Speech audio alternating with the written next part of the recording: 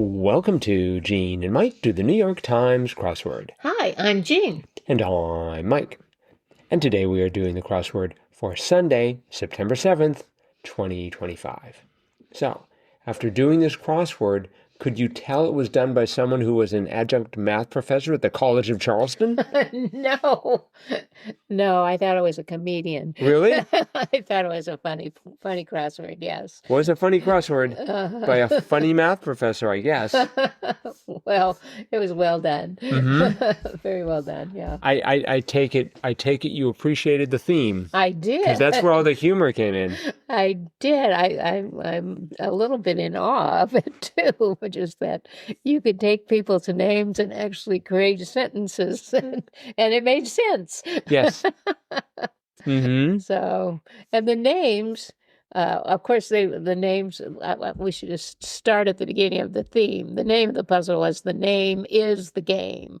And there were a number of answers where the answer was a famous person's name, their first or last name, but it wasn't a clue about them. It was a fill-in-the-blank sentence, and if you filled in their name, it made sense. Yep. Even though you look at those names and you're like, well, those really aren't words in, that mean other things, but they do. Mm-hmm. So anyway, yeah, it was very fun. Mm-hmm. The first one was 23 across. As the British pound rises in value, the dollar blanks. And the answer was Bill Withers.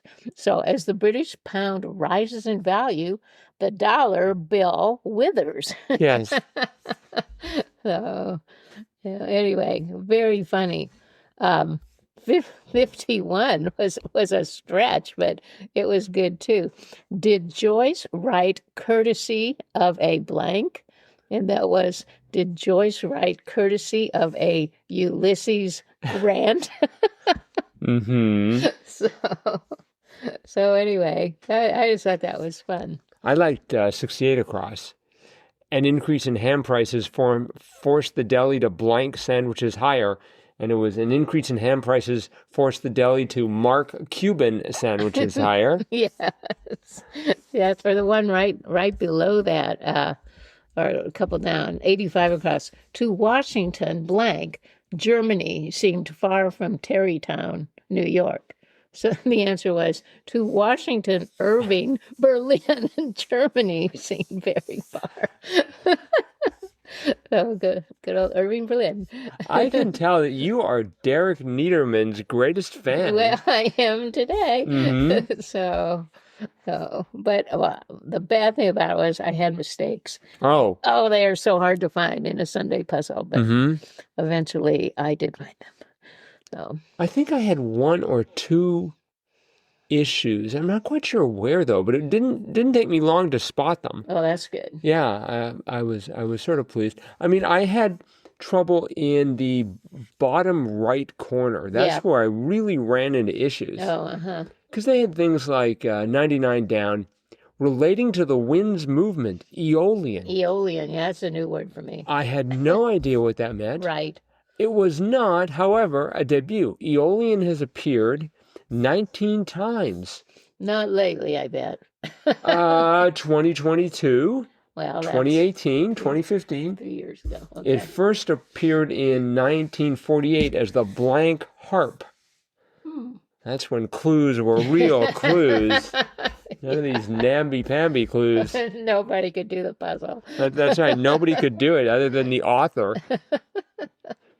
I like the fact that they had, let me see if I can find this here. One clue, let's see, 24 down was product of the first three primes, which I thought was an awesome clue. Yeah, that's definitely a math clue. Yeah, 2 times 3 times 5 would have given us 30. Right. And then at 100 down, there are a lot of clues in here. 100 down, they had 20 et 10, and that was 30, so which is 30 in French. Right. So I like I had 30 and then 30.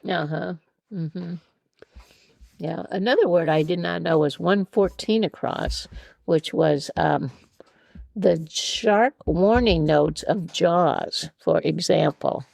And it was a leitmotif. Leitmotif. Mm-hmm. Never heard that. I thought, I mean, there's some sort of a musical term, right? Where they go, Well, is that a do? Not necessarily music, but a sound that repeats. Oh. You know, so yeah. Mm-hmm. Well, no, again, not a debut. Mm-hmm. Not that it's appeared a lot of times. No. Today, in 2020, in 2000 or so, 2001, and then initially in 1954 as Wagnerian strain. Uh-huh. Well, that would have strained me. Yeah. And that was a Tuesday. I think that was before they had a specific sort of arrangement where the crosswords got harder throughout the week. I think that was one of Will's innovations. Oh, really? Mm-hmm.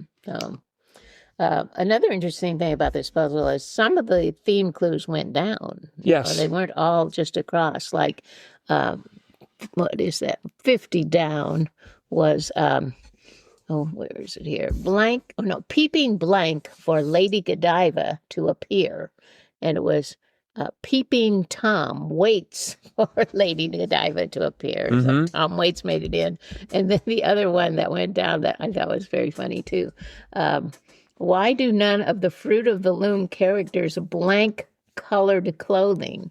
And it was, why do none of the Fruit of the Loom characters don lemon colored clothing?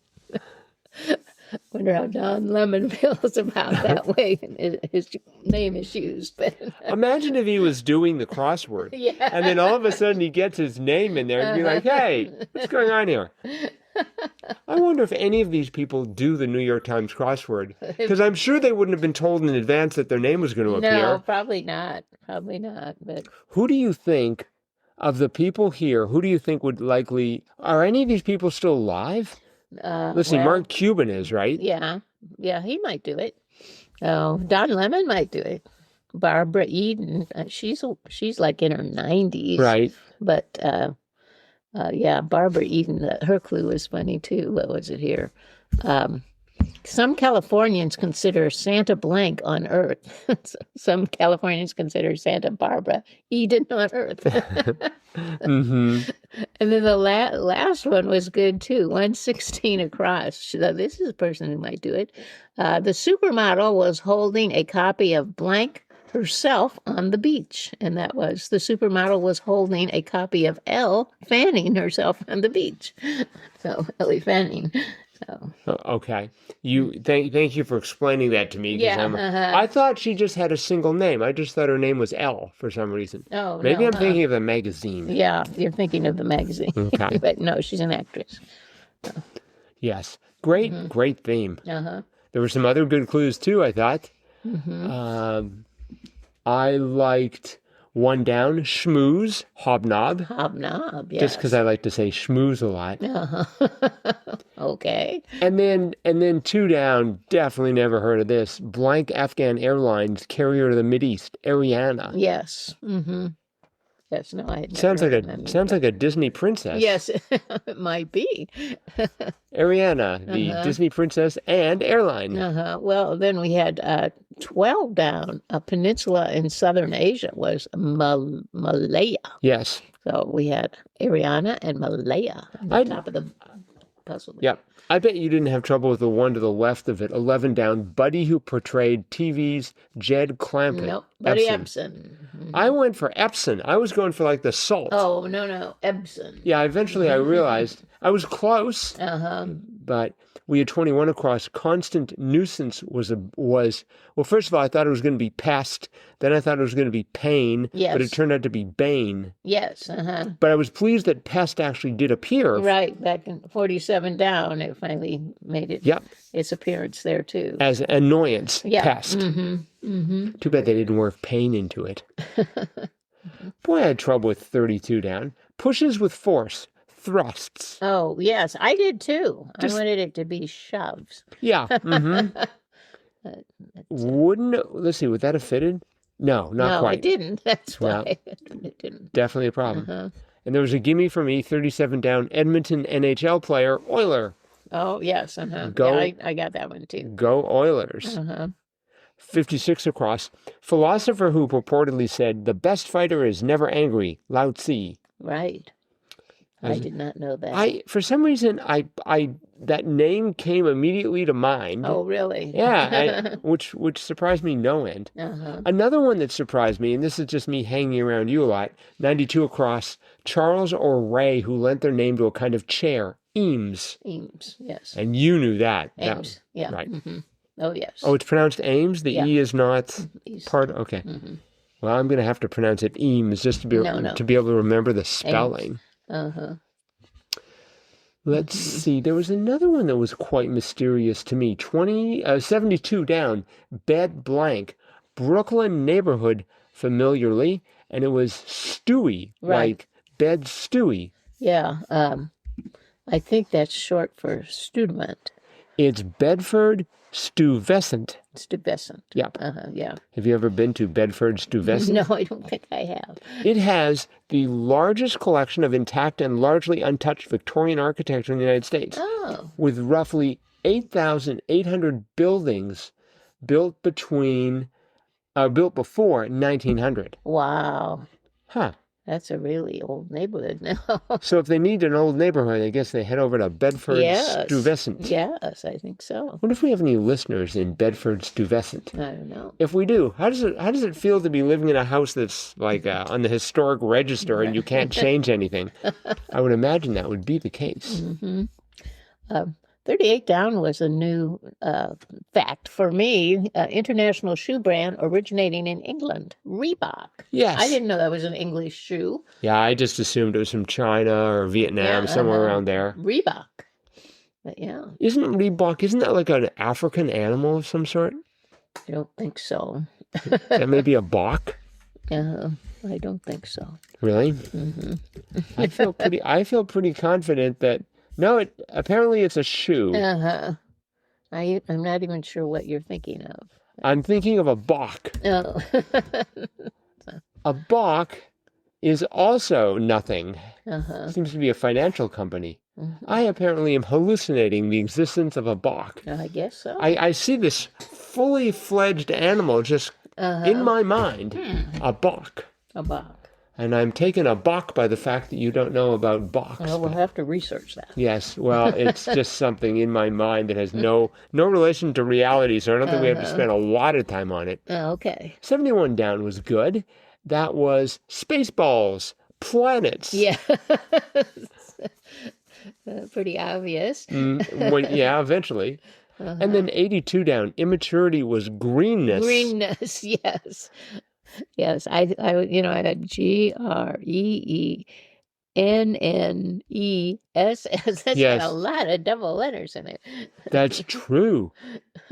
That is true. Mm-hmm. I'm pretty sure I've never written or possibly read the word greenness before. No, I think, don't believe I've ever used that word. but it's appeared in the New York Times crossword before. Well, good. Yes, Mm-hmm.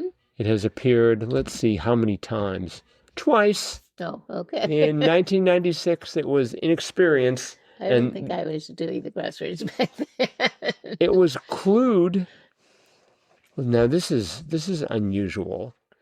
Okay, so in 2025, the editor was Shorts, and in 1996, they claimed the editor was Mick Shorts. That sounds like a restaurant where you might do your or fast food place. Welcome to Mick Shorts. They're How was really that clued back then? Inexperience. Oh, okay. Greenness. Wow, there was an editor named McShorts. McShort and Shorts. Did Shorts qualify because his predecessor was called McShorts? Maybe. Or is this a typo? I don't know. Maybe his name was really McShorts, and they'd be like, "No, you can't have that." Yeah, we can't have two McShortses in a row. Right. Huh. Fascinating. We're gonna have to dig into that a little bit. 73 down. Shakespeare vis-a-vis the expression "Brave New World." I thought, well, it's got to be the author, right? He wrote it. Yes. But it was Coiner. The coiner had coined that phrase. That's very interesting. That of course, that became the famous book by Aldous Huxley. Right. And he borrowed that from Shakespeare. Yeah. I did not know. I guess that's legal. All right. I think that is it for the crossword. Okay. But it is Sunday, Yes, it is. which means it's time for Jam Katwa, Do, do, do, do, do, do, do, do. the Gene and Mike Crossword of the Week Award, where we go back through the crosswords of the previous week and pick out what we deem to be the very best. Yep. We did not have to go too far back in the old week to do it, to find one this week. No, but this was a great week. We had a lot of great puzzles this week. Yes, So, but we went back to Friday, September 5th. A puzzle by Brian Cheung. And it just had such great clues in it. Yes. It was a Friday. It had, I think, just the right amount of challenge. At least for me, it was hard, but not so hard that it was overwhelming. And it just had a lot of fun clues. Like even one across, one who tries to make a good impression. Dentist. Right. So... I was saying, I think when we talked about this initially, that I had circled all the clues that I thought were good, and all the answers that I thought were good. And by the time I finished, I'd covered the entire grid in red. I mean, it was really just awesome. I liked 31 across. I thought that was interesting. Small semi-aquatic mammal with 22 tentacles on its snout.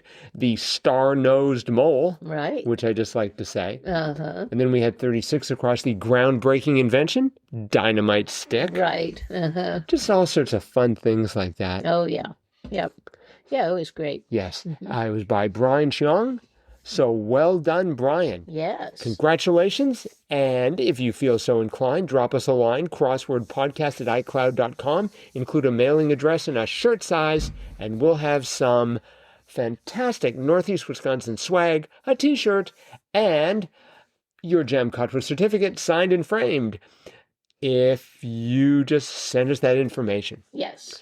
And one last thing before we wrap it up. Okay. We have a bit of listener mail. Oh. And this is from Tamara. Tamara writes in to say, "Heart your podcast. Thank you. Listen every day here in Loveland, Colorado." Oh, very nice. Yes, thank you, Tamara. Oh, good to know we have someone in Colorado. Yes, if we have any Colorado clues, we know who to ask now. Uh-huh. I've actually been to Loveland. Have It's you? a very nice part of the country. Well, it Very must be, beautiful. because Tamara's there. Yes. So- Uh-huh. Very beautiful. All right. Well, thank you. And if anyone else wants to do what Tamara just did, please drop us a line, crosswordpodcast@icloud.com. That is it for today. We will be back again tomorrow with our cutting-edge analysis of that crossword. See you then. Bye-bye.